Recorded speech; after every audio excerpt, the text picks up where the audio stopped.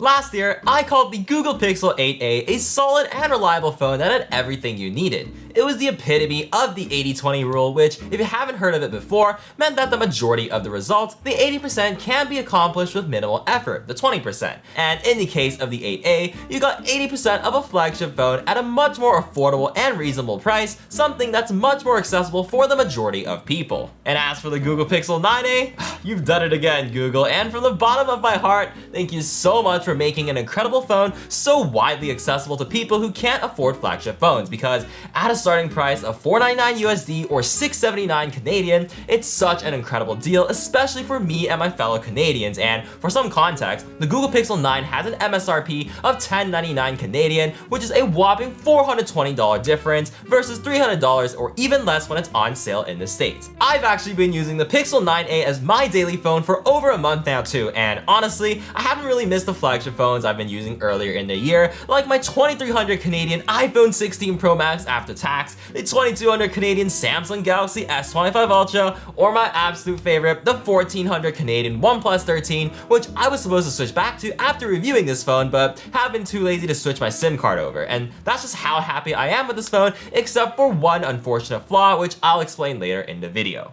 Okay, let's start with the hardware changes, which is a solid upgrade from the last generation. So, Google actually made a pretty bold move by removing the iconic Pixel camera bar, which I absolutely love, and honestly at first, I was really disappointed because I didn't like the look of this new phone. Meanwhile, all my friends loved the change, and eventually, I warmed up to it because it just looks so minimal and clean, especially when compared side by side with the Pixel 8a. This also means that there's no wobbling on the table because the camera is completely flush against the back, and with the amazing soft touch Google case on the phone, you still get that iconic Pixel identity. And as good as these cases are though, I really wish it had MagSafe built in, so please add that in the future, Google, but in the meantime, I will go with my trusty Spigen cases. Now, funny enough, with or without a case, I did notice this phone is quite a chunky one, as it's quite thick from the flat edges, which I actually really enjoy the current trend of it, as it's really comfortable to hold, especially as the phone is really light at 186 grams, and not to mention the super rounded corners, which are cute. Just like the colors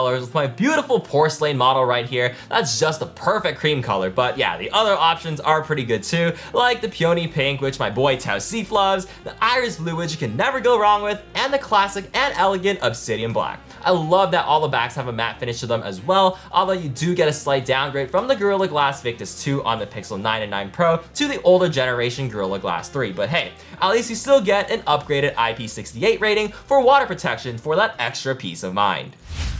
And to pair up the phone is a really handy accessory that I've been enjoying lately, the blason magnetic wallet, in which they're kindly sponsoring this video. Now, as someone who loves thin wallets that are basically card holders, this one takes it a step above by not only being able to attach to the back of your phone for convenience, but also acting as a kickstand to prop your phone up. All you need is a MagSafe case like the Spigen one I mentioned earlier, and it just snaps on easily, in which there's 16 magnets that are super strong, and with the grippy texture of the ring, it's going absolutely nowhere. And side note, I really appreciate the fact that they include a magnetic ring sticker in the box for those of you who don't have a MagSafe case, and the really genius design of keeping the magnets near the top of the wallet means that there is a lot of camera clearance when putting this on devices with huge camera bumps like my OnePlus 13. Now, back to the actual wallet, it can actually hold up to 6 cards, which is much more than a lot of typical MagSafe wallets, not to mention having built-in RFID blocking for extra security. Also like how you can easily push out the cards from the top, in which grabbing them from the bottom of the phone is just so much more convenient. Just like the kickstand that lets you prop up your phone both horizontally for watching content, which I actually use a lot, especially when I'm eating meals,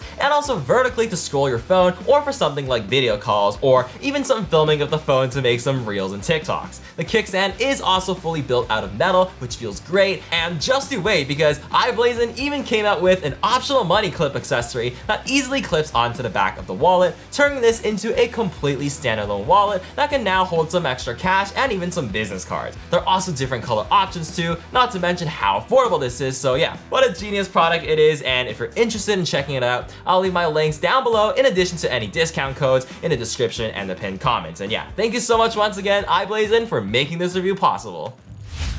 Alright, that's enough about the back of the phone, so let's move on to the front, which is arguably the most important as that's what you're interacting with, and yeah, Holy bezels. So thankfully, they are uniform, but I can't help but notice how thick they are, in which, they honestly don't really matter, and you will get used to them, but still. Anyways, crazy enough, at this price point, you're still getting a flagship display, which means a peak brightness of up to 2700 nits, which looks incredibly bright in the bright summer sun and is very usable outdoors. The only problem is the fact that the auto brightness for some reason just doesn't work very well for me, often being too inconsistently dim for my liking, and manually adjusting the sliders seems to hit like a low ceiling that's clearly not the 2700 nits that can be achieved with auto mode as well, but yeah, whatever. Also, another confusing choice is the phone being set to 60 Hz by default, which I assume is for better battery life for non-techies who don't care about refresh rates, which I can totally understand, but yeah, just make sure if you do care to turn on the 120 Hz refresh rate in the settings, which just make the phone feel buttery smooth, especially with the fluid animations in Pixel UI. And otherwise, consuming content on this phone is pretty awesome with such a great panel, and you'll be glad to know that the speakers aren't terrible either, as they get decently loud and sound pretty good for the price, in which I have to point out the volume rockers are super duper clicky, and I love how they're placed below the power button, which is so much more reachable and easier to use compared to other phones. And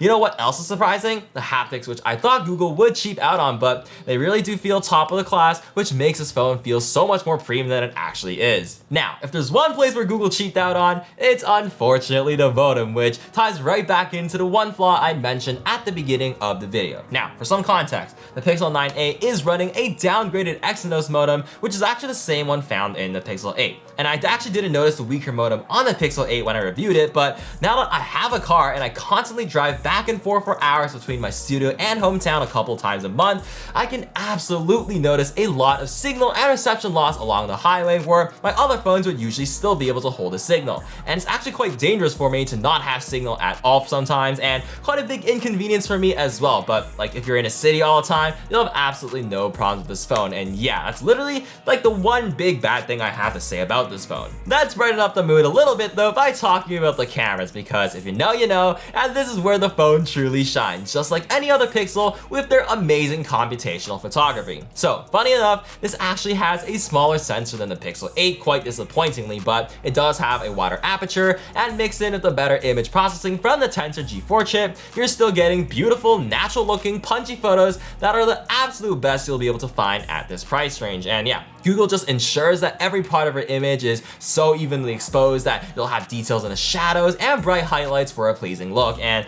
honestly, I had no problems using this as my daily camera over the course of the month plus that I use this phone, despite having other flagship phones with me at the same time. And yeah, the processing does take a few seconds to load after you take the photo, but I will guarantee that you will be surprised at the difference between the viewfinder and the final photo. There's even a new macro mode on this phone, which is a cool feature if you've ever find yourself wanting to play around with it, just like the Add Me feature, which Google has been promoting a lot. It's actually super fun to play around with, and I've actually used it quite a bit, especially with my old Pixels when the situation calls for it. Not to mention, you still get all the old amazing Pixel features like Best Take, which aims to replace the faces of those who don't have the best pose in that particular photo by checking other similar photos that are taken at the same time. It only works if you take multiple backup photos, but it does work quite well in a pinch. Magic Editor, on the other hand, is also mind-blowing, in which you can erase everything and anything you want in the picture, resize, and move any object around too. The only real complaint I have with this phone though is the lack of a normal 1x portrait mode, as you only get a choice between 1.5 and 2 times, which is a bit tight in smaller spaces. And obviously you don't get a telephoto portrait mode because there isn't a telephoto lens, but I'd happily take the ultra-wide sensor any day, any night. These cameras punching well above its weight doesn't only apply to the cameras, but the performance as well with the Tensor G4 chip that's used in the flagship Pixel 9 and 9 Pro. And thanks to Pixel UI, which I absolutely love for its simplicity and minimalist aesthetic, this phone is just so snappy from day-to-day usage with no lagging at all across the UI, apps stay in the memory thanks to 8 gigs of RAM, and there's barely any bugs at all, except for this weird issue where I don't have any text at all on the quick setting toggles. But regardless, even doing high intensity tasks such as playing PUBG Mobile for over an hour at a time doesn't get you any frame drops or overheating, which is all you can really ask for. Battery life has absolutely been solid as well for me, being able to last through an entire day of heavy usage thanks to its massive 5100 mAh battery, which is 400 more than the Pixel 9 and 600 more than last year's Pixel 8a. I really hope that Google does increase the charging speed on this phone, as it is quite a bit slow, but it's not a deal breaker thanks to the excellent battery life. And back to the Pixel UI, you also get legendary features such as voice dictation, which I still use so much to this day from when it was first announced. And with the special voice dictation feature, Google's able to make transcriptions incredibly fast and accurate and all offline. It can even fix grammar mistakes, do auto punctuation, and even send by voice. And with features like voice transcription in the voice recording app, one of the best implementations of digital well-being with bedtime mode, the very useful focus modes, which are great for productivity, amazing spam caller blocking and screen calling, the new Gemini assistant that is now widespread amongst all Android phones, especially the cool new feature of being able to share your actual screen or even your live camera feed to ask questions. I'd pick Android and the Pixel any day over an iPhone or the new iPhone SE that is supposed to be able to compete with this phone, which it can't. And of course, the fact that Google promises 7 years of software and security updates of this phone, not to mention all the Pixel drops that introduce new features to Pixel devices over time, is just a cherry on top. And if you haven't already watched Google I.O. that just happened recently, you absolutely need to watch it because there's some mind-blowing projects Google are working on, such as Project Astra, which is literally like having Iron Man's jar beside you, a new way of using Google to search of AI, which looks super duper useful, live translate in Google Meets in real time, which is sick, the insanely impressive image and video generation software, the absolutely mind-blowing Android XR glasses demo, which I can't wait to try one day, and something I'm really looking for in the future, the new expressive Material 3 design language for the future of Pixel UI. So, as you can see, I absolutely enjoyed my time using the Pixel 9a, which I wholeheartedly believe it's one of the best deals in tech right now, especially for those of you who live in North America. And I have to say again,